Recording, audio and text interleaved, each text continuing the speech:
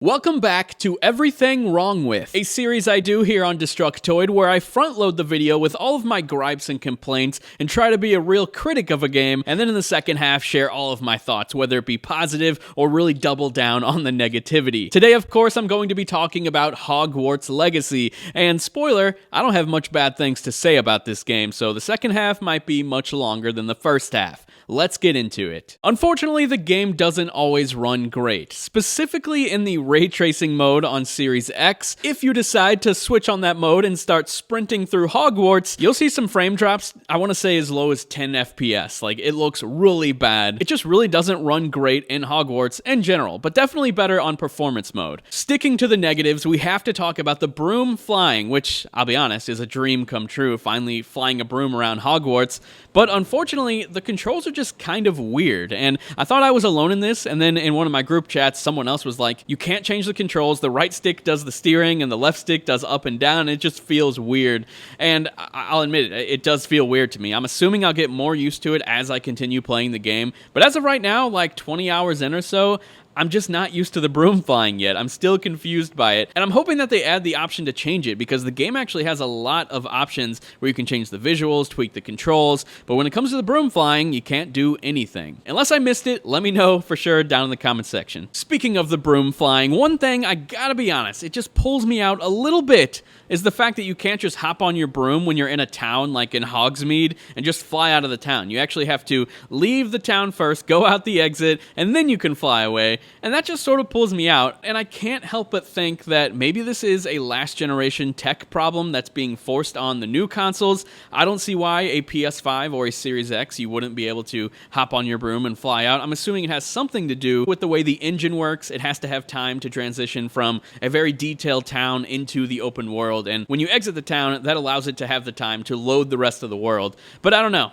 I just can't help but think the Series X and PS5 are capable of rendering an open world straight out of a town and not like walking to the edge of it and then flying out. That's of course a very minor nitpick, and that's what the rest of these are probably going to be, because I have so much positive things to say about this game. But continuing with the negative, let's move on into the next one, which also has to do with flying, and that it's that there's simply no Quidditch. Like, Quidditch is a staple of the Harry Potter franchise. At least it was early on. They sort of went away from it in the later movies, which that's all I've seen. I've seen the movies. I'm not a books fan, so I'm not this hardcore Harry Potter fan, but I do love the movies quite a bit. And Quidditch was awesome early in the movies, and unfortunately the game does not feature this in any way. You do have the Quidditch area, the arena, that's cool, but you can't really do anything in it except fly around and do some training courses and races and whatnot, which is still cool, but man, it would have been cool to play Quidditch. I assume adding Quidditch to this game would have been like adding another whole game within a game, and it just would have added way more time. But there are rumors about DLC, Quidditch DLC.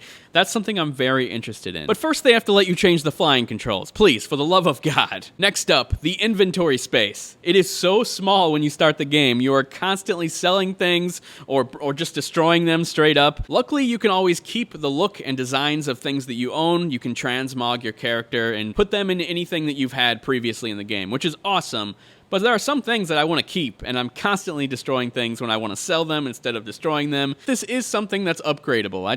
I wish in the beginning or something they had a bit more inventory space than what you start with, because it's pretty annoying. Another thing that's pretty annoying early on, but then is sooner or later upgradable, is switching between magic, like sets of magic. Each direction on the D-pad will let you set 4 different magic types to it, and that's really cool. Unfortunately, changing between these isn't very convenient, especially in combat. The way of which you switch to different sets never really feels natural while I'm fighting. Maybe this is something I'll get used to as I continue to play the game, but something just feels off when it comes to switching magic sets. It just doesn't feel very natural, but admittedly, that could change over time as I continue to play the game. And that's pretty much all my negatives with Hogwarts Legacy. Of course, there is some wonkiness in general, but I'd lump that in with the performance. There's just some weird, like, stiffness when it comes to the character animations every now and then, or the environments just acting up and being weird, but that of course could change over time as they continue to patch the game. But yeah, it's time to move on to everything I love about Hogwarts Legacy, and I'll try and get through this fairly quickly. This game is freaking awesome. I feel like I'm in the movie universe, and I don't even know if it's created like one-to-one with the movies. Obviously things look super similar to the movies, and when I'm walking through like a certain section, I'm like, oh, I remember seeing them be here, like the bridge that leads out into where they do like their classes and whatnot, and then it goes into that courtyard.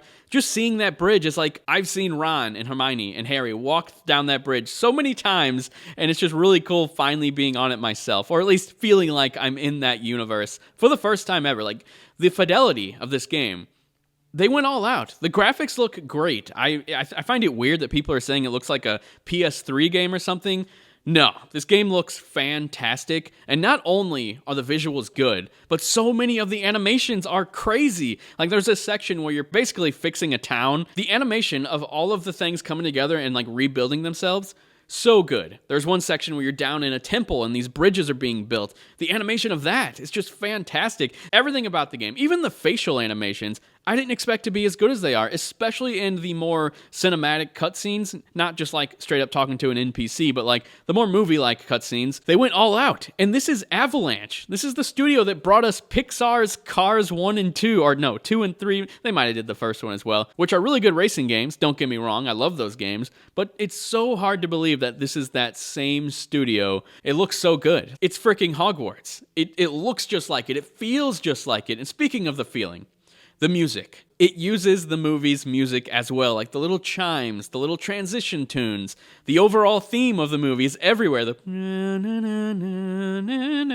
oh man, it's so good. It's just, honestly, it takes me back. It makes me feel like a kid again. Like, watching those first two movies specifically over and over as a kid, I loved the series. I, of course, sort of grew out of it, but I continued to watch all the movies. But just being in this universe now, like, really makes me feel like a kid. I'm like 10 years old watching The Sorcerer's Stone for the first time.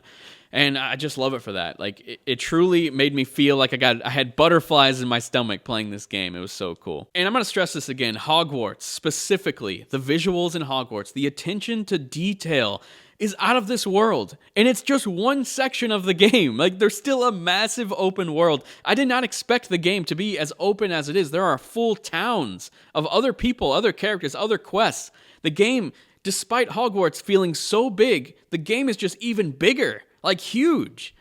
I feel like a whole game could have taken place in Hogwarts alone and a few sections outside of it, some like linear sections, which I'll get to. But no, it's this amazingly detailed school and then an entire open world on top of that. And it just makes it feel more grand, more magical. And I gotta give Avalanche and Portkey Games their flowers when it comes to this, because they went all out. There is, of course, some wonkiness, some performance issues, but when it comes to everything that they did in this game, everything they're trying to do in this game, it's so ambitious. I rarely play a game that is this ambitious, where you're seeing these just amazing, like, animal animations up in a window in a town. You look up, you see some birds chirping and playing, and it's like, or owls or whatever, and it's just like, wow, they went all out. Like, if you just walk around Hogsmeade or Hogwarts or the various other places throughout the world, you'll notice so much detail put into it. And I'm done stressing that, all right? Let's move on to the next thing. The main story. I've not completed this game yet. Like I said, I'm about 20 hours in probably,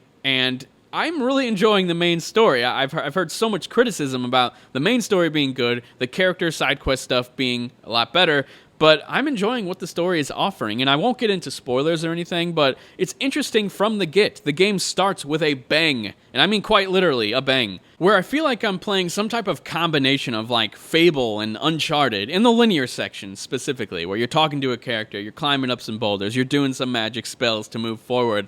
And those linear sections, speaking of them, I love them. There's also so much detail put into the environments, and like you go from castles to caverns to caves. Caverns and caves, are those the same thing? Maybe, I don't know. Just a lot of different environmental diversity within the game, and that's awesome. These linear sections are some of my favorite parts. Like, the open world's cool, Hogwarts, amazing, but these linear parts, where it feels like a traditional single-player storyline, like a single-player game, I love that. I love that they're a part of the game, because they could have easily made this whole game take place in the open world and in Hogwarts. But no, they built out these levels that you can go in, play through them, get a lot of story, get a lot of character development, and I think that's great. And I'm still fully invested in the main story. Like, I'm excited to see where it goes. Maybe it'll fall off. Like, that's definitely possible. But as of right now, I'm really into it. As for the side quests, they're also really solid. And not only because you get to know the characters more, which has, like, decent writing. I feel like we've been playing a lot of games lately that have just absolute terrible writing, from